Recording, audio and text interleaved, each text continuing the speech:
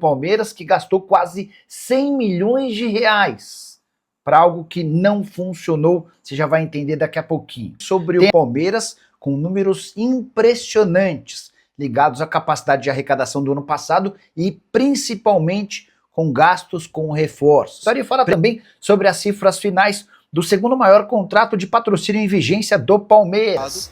A Leila passa na zona mista, passa pelo nosso QG na ESPN e fala também, se posiciona muito forte. Últimas de mercado, bastidores, finanças. Fala rapaziada, sejam muito bem-vindos a mais um vídeo aqui no canal. Temos aí hoje um pacotão de notícias do Palmeiras. Já fortalece com like, se inscreva no canal, você que não é inscrito, e sem enrolação, vamos pro vídeo. Fala aí pessoal, eu sou Jorge Nicola, bem-vindos a mais um vídeo do canal. Sempre bom ter vocês por aqui, sempre dá tempo de pedir para deixar like, se inscrever no canal e ativar as notificações. Número assustador no Palmeiras. O Verdão desembolsou com reforços na temporada passada 848 milhões de reais. Esse número consta no balanço financeiro referente a 2025. Você vai lembrar que eu passei boa parte das últimas semanas batendo na tecla de que o investimento do Palmeiras com reforços foi de 703 milhões de reais. A diferença se dá porque uma série de impostos não foram incluídos naqueles 703 milhões de reais.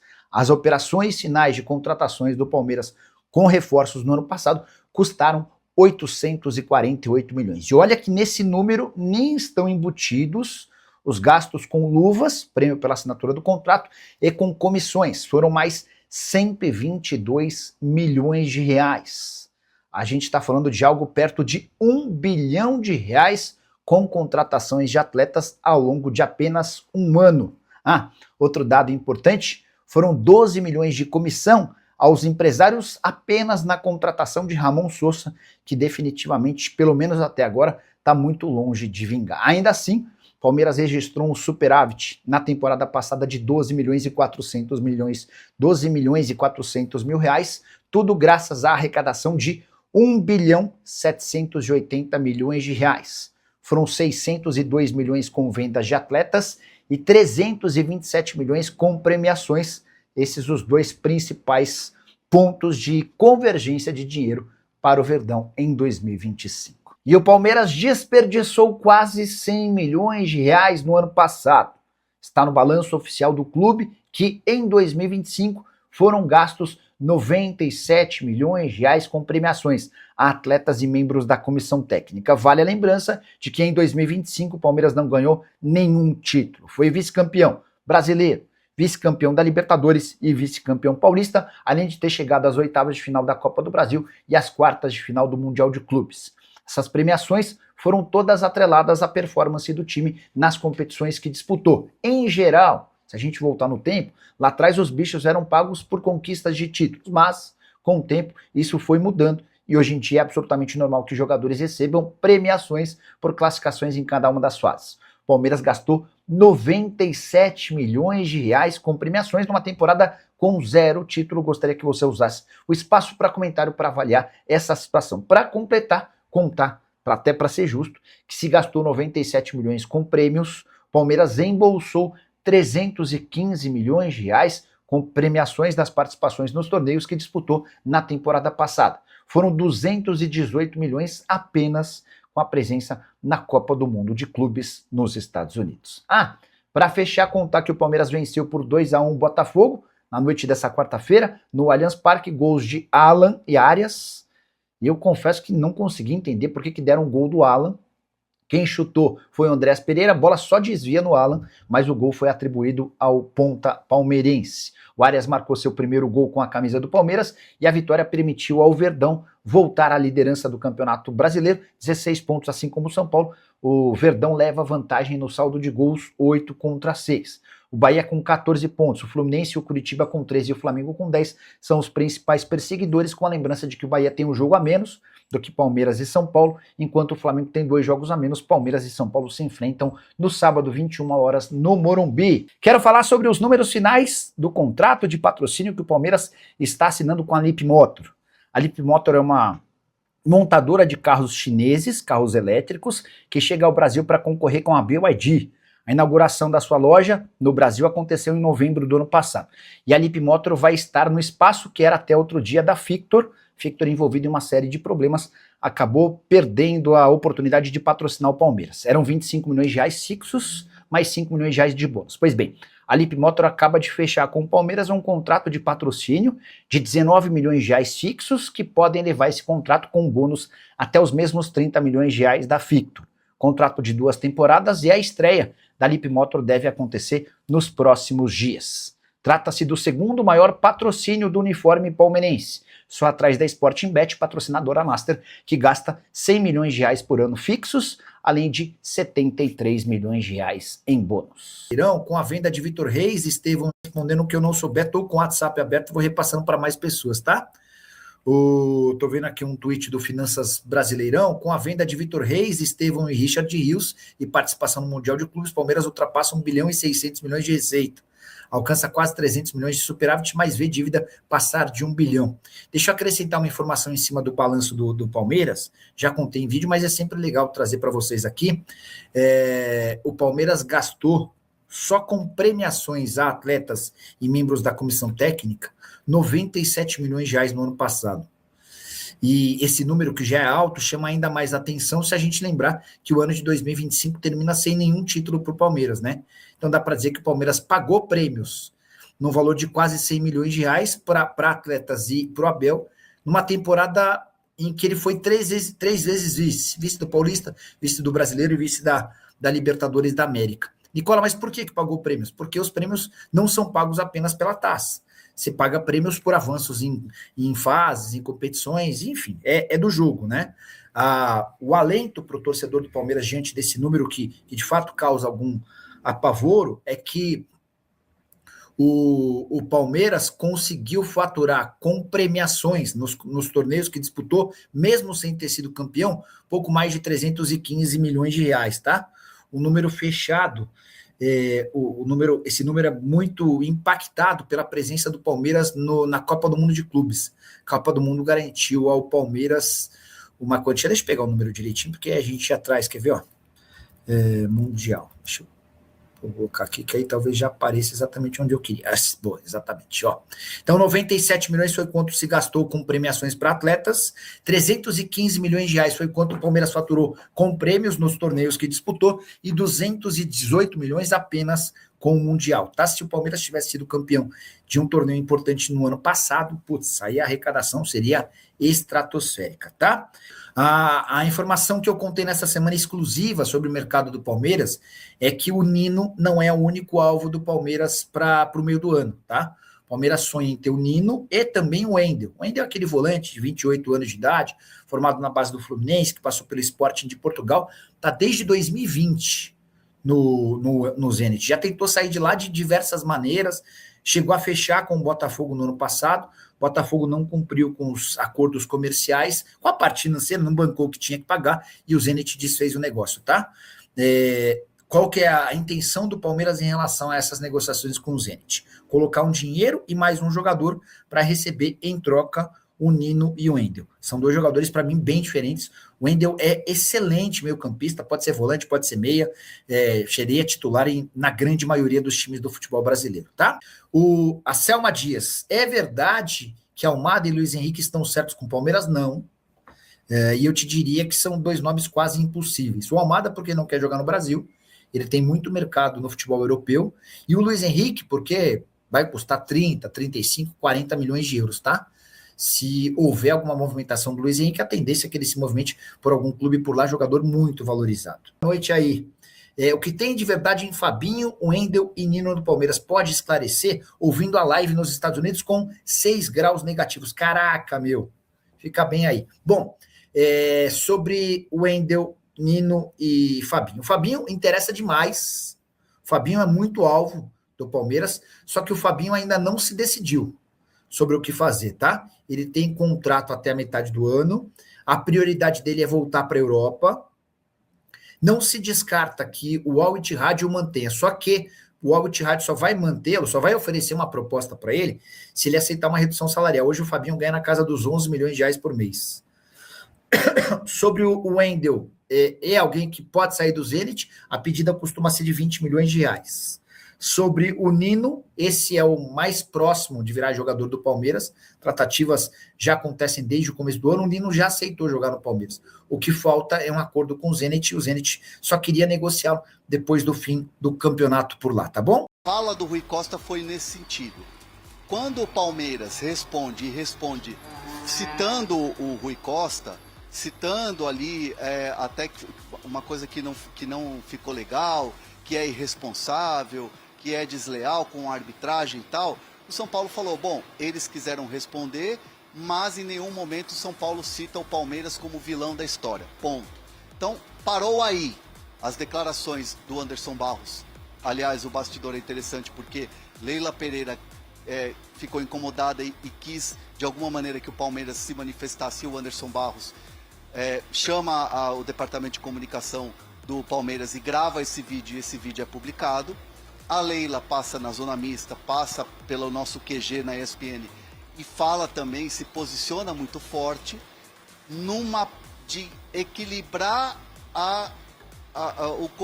equilibrar a questão toda, de não deixar a arbitragem pressionada e de deixar muito claro a insatisfação do Palmeiras em relação a isso. Então, assim, é uma guerra de narrativas, é uma guerra de bastidor em que o Palmeiras e nem o São Paulo querem que isso vá para a arbitragem. Mas existem mágoas dos dois lados em relação a isso, sim. Vamos ver como é que vai ser quando a bola rolar. Aliás, André, do lado do Palmeiras, o que a gente sempre escuta pré-clássico é assim, o clássico contra o São Paulo nunca tem só 90 minutos. Essa é a principal insatisfação. Parece que nunca acaba o jogo, acaba o clássico. Acaba o jogo, vem uma reclamação de arbitragem, vem uma reclamação de gramado, vem uma acusação de que o gramado causa lesão, acusação de que a arbitragem prejudicou. Isso que incomoda muito. A Leila com a gente voltou para 2022, naquele jogo da Copa do Brasil. Pois é, que aliás a linha que sumiu. E antes, na decisão do Paulista, teve o pênalti do Marcos Rocha, que ele faz assim com o braço. O jogo da volta no Allianz tem o pisão do Danilo no Caleri, que o Klaus vai revisar o gol no VAR e valida. Ou seja, a gente tá falando de 4 anos de polêmicas. 4 anos de polêmicas e assim... Não tinha de Copa. Pois é, não tinha Rui Costa, não tinha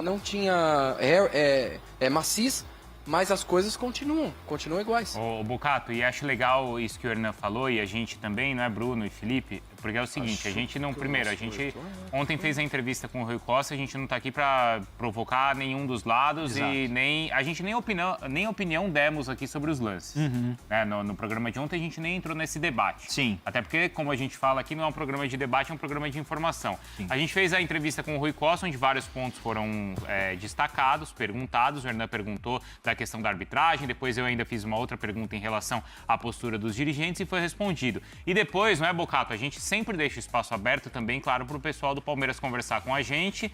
E a resposta do pessoal do Palmeiras foi que eles conversariam à noite. Sim. E como de fato aconteceu, quando a Leila conversou ali na zona mista e depois com exclusividade ali com a nossa equipe. Uhum. Então é uma questão ali entre os clubes, né? Do Palmeiras e do São Paulo, os dois não sei se desentendendo ou marcando posição em relação ao que aconteceu no passado e não sei se com temor do que possa acontecer nos próximos anos. Eu acho que você falou uma palavra certa, marcando posição. Até porque depois que o Rui Costa deu uma entrevista aqui no Fala Fonte, o Anderson Barros, nas redes oficiais do Palmeiras, se manifestou, rebatendo as declarações. Eu acho que é mais questão de marcar posição e também defender o seu lado, né? Porque quando você fala que o seu rival foi beneficiado com certos lances, o Palmeiras não vai ouvir quieto essa declaração. Ainda mais o time que ganhou, foi campeão e tudo mais. Então acho que é a maneira de rebater. Isso, né? Como o Hernan falou, São Paulo entende que não citou a Leila e não citou o Barros. Mas quando o São Paulo fala que perdemos os últimos clássicos por conta de erros da arbitragem, aí o Palmeiras se sente atingido. É que sim, engloba todo mundo, né? E aí é por isso que imagino que seja por isso que depois também o Anderson vai responder. Uhum. E aí também precisa responder, não é, Bruno? Porque foi aquilo que a gente perguntou pro Rui Costa. Se o dirigente não responde, aí o torcedor do próprio time não se sente representado também, Bruno? Totalmente. É o toma lá, dá cá. Desde que exista respeito na troca de argumentações, na troca de informações. Enfim, desculpa não estar 100% ligado aí. É que eu estava acompanhando a convocação de Portugal sem Cristiano Ronaldo. Eu ouvi a conversa, ouvi a pergunta, ouvi ali o contexto, mas estava aqui um olho no peixe, outro no gato, porque Cristiano Ronaldo não foi convocado, está lesionado, não surpreende. Estava aqui apurando outras coisas sobre Cristiano Ronaldo. Perdão, amigos. Cristiano Ronaldo não vai pra Copa? Não, brincadeira. Não foi convocado agora. Não, tô brincando. Então, a Ivete... Não, pra Copa vai. A Ivete, eu não sei se é Ivete ou Livete. Ivete Sangalo. Pode ser. Ela tá aí? A Veveta? Putz, é a Ivete que tá no comando. A Ivete mandou... A Ivete Sangalo mandou assim aqui pra gente, ó. Vocês só ouvindo um lado, isso é jornal... Mas assim, a gente ouviu o Rui Costa e ouvimos a Leila. Quem mais, senhora Ivete, a senhora quer que a gente ouça? Qual é o lado que a senhora quer que a gente ouça? A gente vai ouvir. Mas a gente ouviu o Rui Costa e ouvimos a Leila. Quem mais você quer? E se o Palmeiras quiser participar ao vivo do Fala Fonte, está mais que convidado. Já deixamos o convite em aberto. Mas como o Bruno Novicari já falou aqui, pós o evento da Libertadores ontem, do sorteio, o André Hernan entrevistou a Leila Pereira. Não, e a gente deixou o convite foi aceito, tanto que a Leila sentou lá e conversou com o Hernan sobre todos esses assuntos, inclusive sobre Nino, sobre Fabinho. Quer falar de Fabinho? Podemos, né? Podemos. Vamos falar então do Fabinho. Aliás, a Leila, ontem lá pro Hernan, tudo que vocês falaram aqui do Nino e do Fabinho, a Leila só confirmou. Exatamente. Me surpreendeu a resposta sobre o Nino, ela confirmando em on que tem o interesse, e o Fabinho, pelo que ela falou... Não, e do Nino não só ela confirmou, o que o Bruno Andrade trouxe aqui, que o Bruno Andrade contou. Falou o seguinte, que tentou o Nino, só que por conta da janela acabou não dando certo, mas espera a janela abrir novamente no meio do ano para retomar a conversa, não foi isso? Exatamente. E o Fabinho, vamos ouvir a Leila daqui a pouquinho, mas a Leila disse que é um jogador que não está no plano desse momento. Coloca a Leila aí, Daqui a pouco a gente coloca? Coloca isso. Então tá bom. Porque em relação, primeiro, ao Nino, é mais um gabarito seu, né, Bruno Andrade? Nosso, até porque o André Hernan também trouxe muita coisa, o Felipe trouxe muita coisa, tenho quase certeza que o Bocato mergulhou nessa apuração também, enfim, a equipe da ESPN do começo ao fim acompanhando a situação do Nino e não só, né, a situação do Arias, a situação do Marlon Freitas, aqueles que vieram, aqueles que podem vir ainda. Então, para trazer um apanhado aqui de informações recentes sobre o Nino e ir além em relação àquilo que disse a Leila, o Zenit, e aqui reforço a ideia, tem uma espécie de acordo verbal com o Nino para o meio do ano, especialmente se o Zenit for campeão da Rússia. Se for campeão da Liga Russa, o Zenit facilita a saída do Nino, porque ele tem esse interesse, essa vontade, até por questões pessoais, envolvendo o filho dele mais cedo, mais novo. Agora não me recordo se é filha ou se é filho, mas acho que é filho. Por questões particulares também, profissionais e particulares. Então o Zenit tem um acordo verbal ou entendimento verbal com o Nino de facilitar a saída dele no meio do ano. O que para o Zenit também é importante. O Zenit quer abrir vaga de estrangeiros e contratar mais sul-americanos jovens, especialmente jovens, e podem até ser, claro, do futebol brasileiro. Então, por conta disso, eles meio que alinharam um valor. Entre 10 e 12 milhões de euros é o preço ideal para o Palmeiras ou para outro clube no Brasil contratar o Nino no meio do ano. Mas é isso, ele continua como prioridade máxima para reforçar a defesa. Até porque a gente teve acesso a alguns nomes, alguns já públicos, outros guardados ali a 7 chaves praticamente pelo Palmeiras. A gente teve acesso a um ou outro nome sobre reforços para a defesa, numa lista, né? Porque o Palmeiras foi muito claro, foi assim com o Arias, que era a prioridade, foi assim com o Marlon Freitas, que era a prioridade para aquela posição, e o Nino a prioridade. Só que o Palmeiras e bem tinha, e tem no caso, outros nomes ali nessa lista de preferências. O Nino é o primeiro. E o Palmeiras, como sentiu que vai ter abertura no meio do ano, preferiu guardar o dinheiro, guardar os esforços para trazer o Nino no meio do ano do que trazer outro zagueiro agora. Tentou alguns nomes de peso, não deu muito certo, mas o Nino continuou como um alvo prioritário. E digo mais, até acredito, e aqui é só uma pequena interpretação, opinião, acredito que dê negócio no meio do ano. Então a gente vai ouvir a Leila, mas antes, pessoal, vamos bater a meta aqui de 2.000? Eu faço uma promessa para você, se você deixar o like. Se você deixar o like nessa live, Por exemplo, eu vi uma notícia... Vamos ouvir a Leila? Depois Bora. eu vou ler, tem boas mensagens aqui, hein? Boas mensagens no chat. Mas antes vamos ouvir a Leila. Perfeito. Palmeiras, mas o noticiário ele muito fica na questão de reforços ainda. Por exemplo, eu vi uma notícia de que você teria assumido uma entre aspas, negociação com o Fabinho, convocado para a seleção brasileira? Não é verdade. Tem interesse? Não é verdade. Gente, você sabe, André, que eu vejo notícias que saem na imprensa que eu fico assim abismada. Eu não sei de onde que tiraram isso.